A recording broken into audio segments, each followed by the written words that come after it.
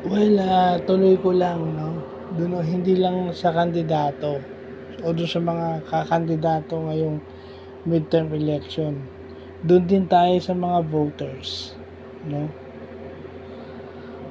Well, dun sa mga tao na boboto, kasama na ako, siguro dapat maintindihan din natin na na kahit same same people but with a proven track record, siguro dapat pa rin ilagay sa pwesto with a proven track record. Alam naman nating magde-deliver, 'no?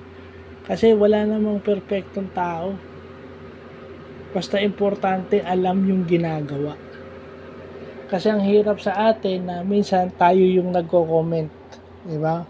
Meron nga akong narinig na meron nga nakapagsabi sa akin na isang isang PWD na parang hindi pa siya nakaranas na maserbisyuhan o mapaglingkuran ng kanyang barangay. Kasi yung iba sa atin, mali ang perception sa gobyerno dahil unang-una hindi naman natin kailangan ng financial assistance. Hindi natin kailangan ng financial assistance o tulong galing sa gobyerno dahil unang-una baka meron tayong trabaho na ang sweldo maganda. 1. 2, meron tayong mga health card na provided ng ating mga anak o ng ating mga mahal sa buhay.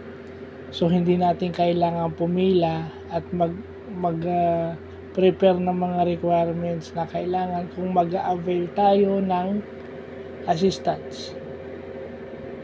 No? Pangalawa, pwede naman tayong mangutang sa ating mga kaibigan at kakilala at kaya naman nating bayaran. So, wag natin ipagmamalaki na nakausap natin, wag natin sasabihin na tayo ay mapalad dahil nakakausap natin o nakakadaupang palad natin yung mga government officials, because not all people got that thing na lalapit sila sa gobyerno.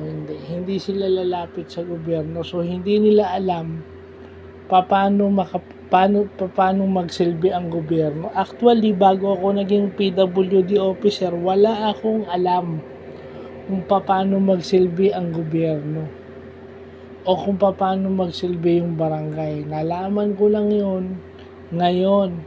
Since 2016, doon ko palang nalalaman kung paano tumatakbo at nagsiservisyo ang barangay sa mga nasasakupan nito. Wala tayong alam. Minsan nga inaano pa natin yung mga taong gobyerno, palakasan, ganito, ganyan. Kasi minsan wala namang magagawa ang gobyerno kahit mag-set sila ng rules. 'Di ba? May mga rules na itinakda yung barangay na hindi nasusunod. Alangan namang magtaboy sila ng tao. 'Di ba? That's violation of a human right. Itataboy mo yung tao, nandiyan na. So may mga government rules na hindi na ipatutupad dahil sa sobrang katigasan ng ulo nitong mga tao na to. 'Di ba?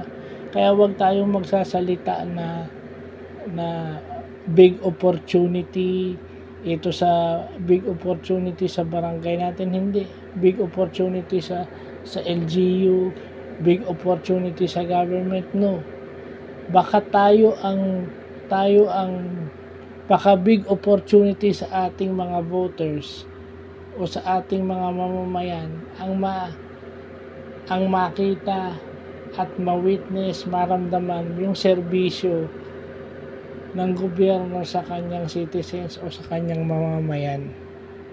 Kumbaga, doon mo lang, if ever binoto mo tong tao na to, doon mo lang mararamdaman yung serbisyo niya kung ikaw mismo mag-a-approach sa kanya at kung ikaw mismo makikiusap o lalapit sa barangay. Kasi barangay, LGU o sa City Hall o sa national government. Kasi kung hindi ka mag-approach, wala kang idea paano sila magtrabaho.